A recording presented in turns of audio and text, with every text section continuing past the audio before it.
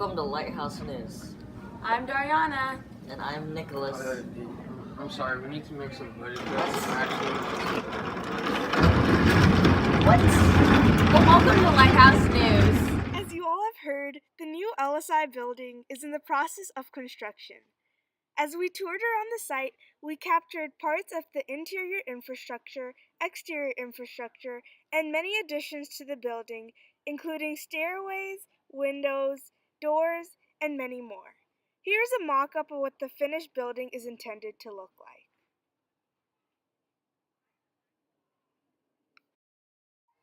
As shown in this blueprint, there are several advancements in materials from our current classrooms. These include more storage space, whiteboards, and even sinks. Now let's hear from Doug, the foreman of this construction project. Hi, I'm Sam. I'm Doug. Okay, so I know you guys have been working on this LSI building for a while. What's been the biggest problem you guys had with it? Probably the scheduling. Scheduling? What happened there? Just trying to get everything lined up so all the everything goes in order. So when you put the building in, it's on time. When you put the concrete in, it's on time. The pipework, it's on time.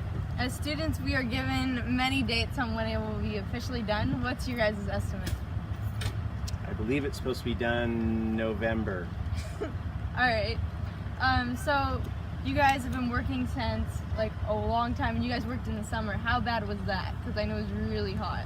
I enjoy the heat, so You I enjoy didn't the have heat? any problem with it. Oh my god, it's too hot for me. All right, well, thank you for letting me talk to you and getting some questions. You bet.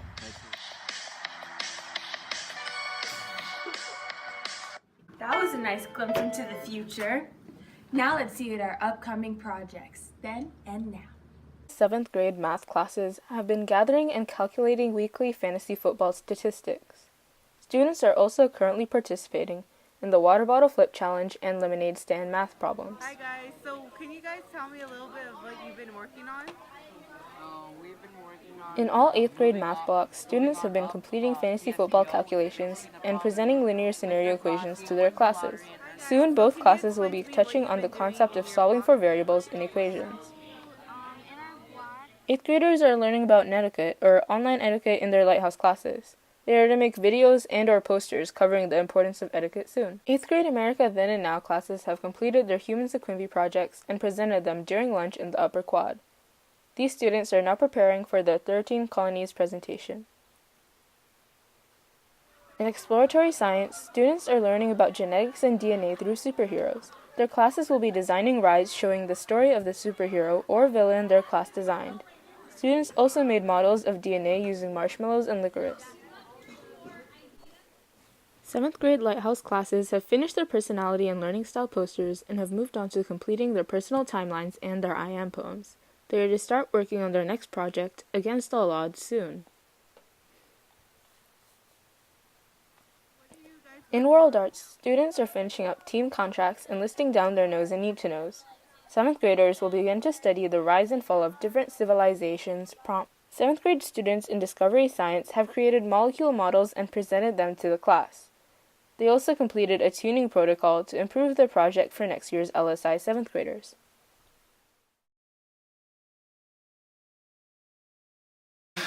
Do you guys want to hear a sodium joke?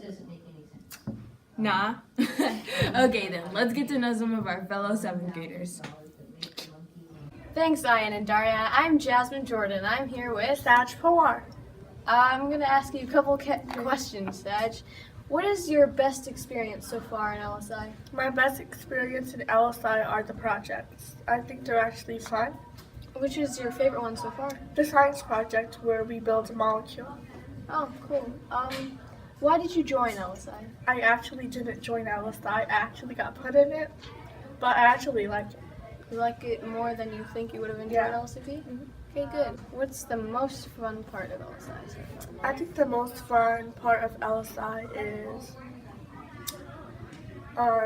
like knowing the teachers more, like knowing students more, talking to more students, making new friends.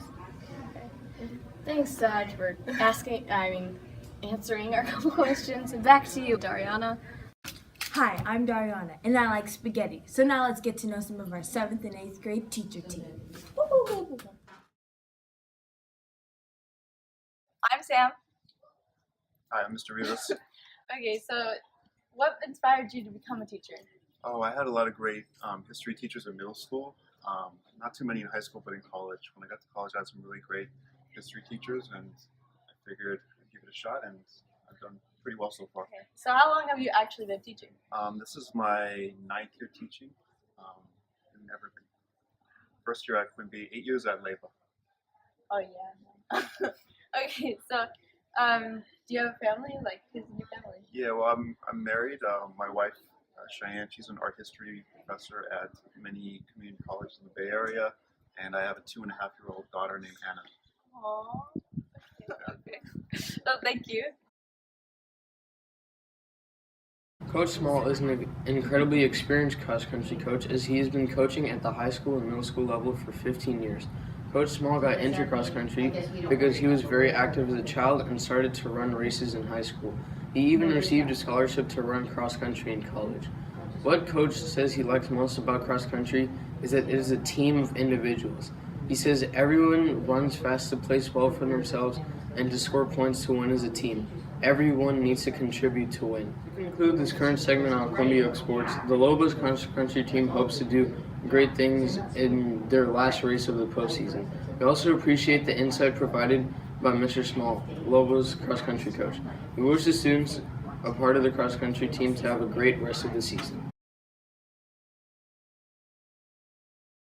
Hurricane Irma was debatably the most devastating hurricane in history, with wind speeds as high as 215 miles per hour and a constant wind of 130 miles per hour. Irma has been destroying everything in its path: trees uprooted, buildings destroyed, and people fleeing.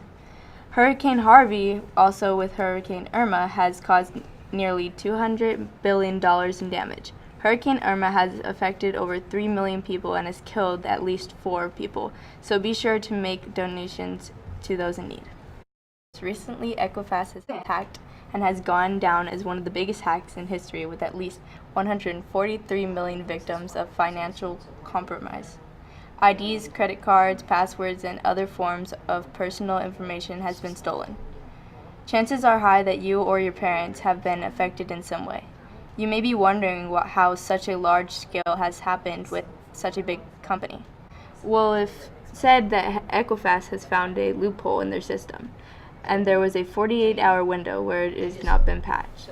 Security teams ran scanners, but however found no effect of a virus, likely indicating a 0-day virus. Hopefully you were not victimized by this terrible incident. Even if not, be sure to change your passwords and stay safe. I'm the most likely to wrap up this video, so don't forget to send your artwork, drawings, and memes to get a shout out on our next broadcast. See you guys next time on Lighthouse News.